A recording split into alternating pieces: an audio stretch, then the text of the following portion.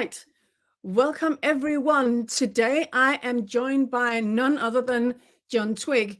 He is the founder and CEO of Potentialisation, software engineer, tech innovator, and he is a visionary software engineer and entrepreneur known for his role as the founder and CEO of Potentialisation, a cutting-edge technology company focused on empowering individuals and organizations to reach their full potential. Give a massive round of applause for Jon Twigge. Woo! Hi, Jon. How are you? Hello, I'm good. Thank you. Thank you very much for having me on. Nice to talk. So the first question, I'm going to put it on here. So as an entrepreneur in the tech industry, how do you perceive the role of trademarks in safeguarding your company's innovation and intellectual property, especially as potentialization continues to grow? Well, that's a very good question that I haven't got the right answer for. So that's why I probably need to talk to you properly in more depth later. But I do know these things are very important. And in fact, when we talk again in more detail, my question will be is exactly where do you start with these things? Because I know that they're very important, but there's a very small startup in the first place that before you reach an income, it's obviously challenging, especially for a business like ours that we hope will go global. So, of course, you'd be looking copyright, trademarks globally, etc., which, of course, adds up. So where do you start is the question for me. So at the moment, I've actually ignored this until we've got a live system.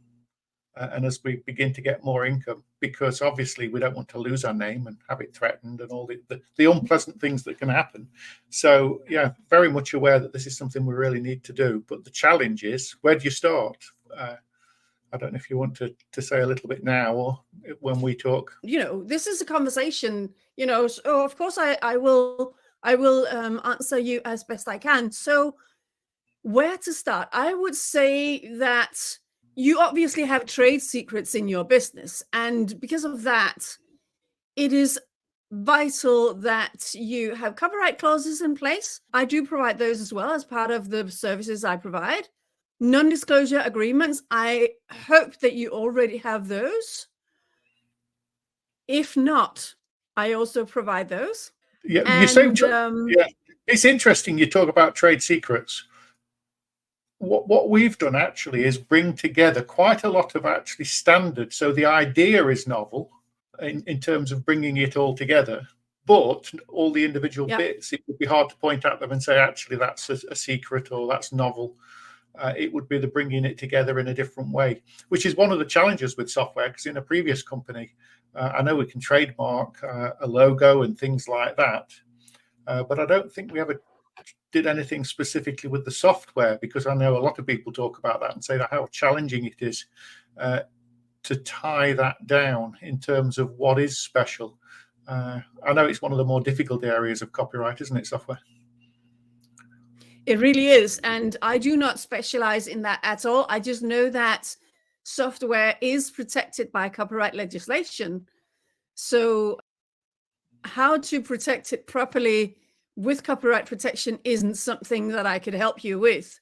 Okay, so let's go to the next question, which I think from a previous job, we did look at copyright for software very briefly, but it is challenging. The software itself, the source code that goes to make it up, is obviously copyright because we as a company wrote it. But how that software presents to the users is much harder to copyright, because somebody can say, oh, that's a good idea, I'll write my own software to do the same thing. And you can't stop them doing that. It's like writing a new book that was maybe inspired by the idea in somebody else's, but it's still a new book in the same way as if somebody creates new software. So I think that's very much the challenge. But as we go global, we're certainly going to have to explore it in more detail. So sorry, yes, the next question. Yeah. So that's fine. Don't worry about that. So the next question is, could you share your thoughts on the significance of trademarks for tech companies like yours, even if they haven't been pursued yet, how they might contribute to building brand recognition and trust? You're asking me hard questions. Good questions, but hard ones. Yes, obviously, this is part of the branding exercise to make sure that we really do own our own brand effectively, logos, etc. And I know obviously around the world, especially, you don't want to be at risk of having to use different brands and different logos in different parts of the world. You want consistency all the way through. And ideally, if we had big investors, we'd want to try and trademark everything before we start. So again, it's the challenge of where do we start? How do we get to that point? So clearly the big brands in the world, they have the same brand and the same logos all over the world to a large extent. People know the logos and all sorts of things that they've done in the past. So it's obviously critical that people are aware, and there's nothing in the way, that there is no brandalism. You're not changing it and got different things all over the world. But yeah, challenge. I think talking to technical people, they're saying that something like 90% of technical startups fail because they don't get the funding they need to grow, etc., etc. So there's always a little bit of a catch-22. How much money and time do you invest in protecting things when you might not even get to the point of succeeding? So always a difficult challenge for us. So before the next question, let me just share an interesting fact with you here, because I know for a fact, and this is not me that's made this up, this is a study that's being made by the European Union, and this is businesses that own intellectual property are 1,000% more likely to get funding than those that don't. What are your thoughts on that? That's a big number. So literally 10 times more likely to get funded. Yes. But my question back again will be, how do you demonstrate that you own the IP? Because we obviously have an IP because we've created software. But so any software company that's created something will have IP officially, but how do you get that recognized? So you can have a registered trademark. That's probably the best way.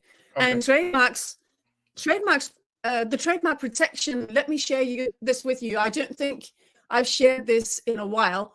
So the trademark is a far stronger protection than the copyright protection, because the trademark can virtually exist indefinitely.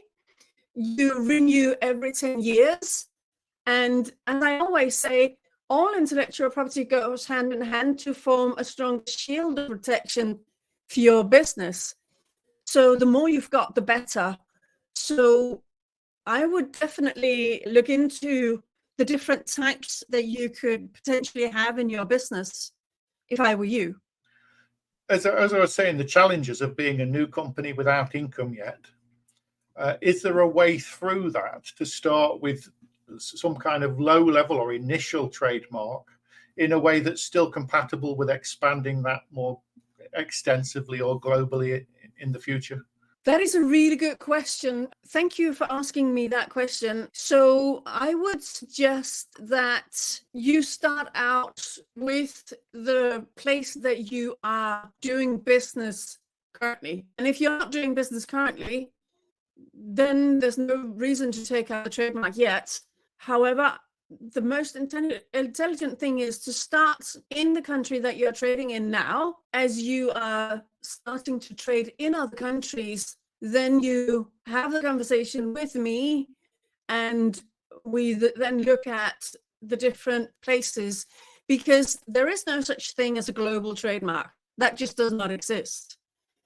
You can get 27 countries in one fell swoop in the EU. However, it's extremely important to know and understand that. Is that helpful? It would be for most people. It probably isn't for me, because as soon as the software is live, it'll immediately be running in Turkey, China, Russia, USA, all sorts of places. So it really could potentially be working in a lot of different countries very, very quickly. So it might be that there really is no choice but to try and get some of those major markets as soon as you could. Okay. So the next question. Yeah. I'm right here. Can you hear me? Yeah, I can hear you. You froze for half a second, but you're back. So the next question is, in your discussions about business have trademarks or intellectual property protection come up as potential consideration for your business's future growth and development? Well, I'm aware of them. I haven't specifically talked about it because we've just been building software at the moment. I'm aware of some of the issues from the past. In the previous company I was with, we got trademarks on a couple of logos and those kind of things. But that was fairly static, and that business was almost exclusively in the UK. Little tiny bits in other countries, but not significant.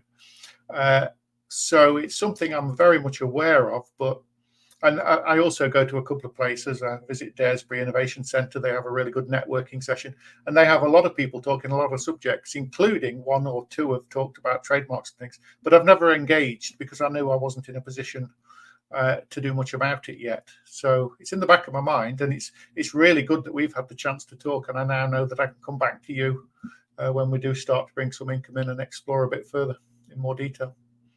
Yeah. Okay. Yeah, I think we're going to end it here. And I'm just going to say thank you so much for being my guest here today, Jon. That was absolutely fantastic. Do remember to tune in next week where I have a different magnificent speaker to interview. Thank you so much for your time. Over and out for now. And thank you.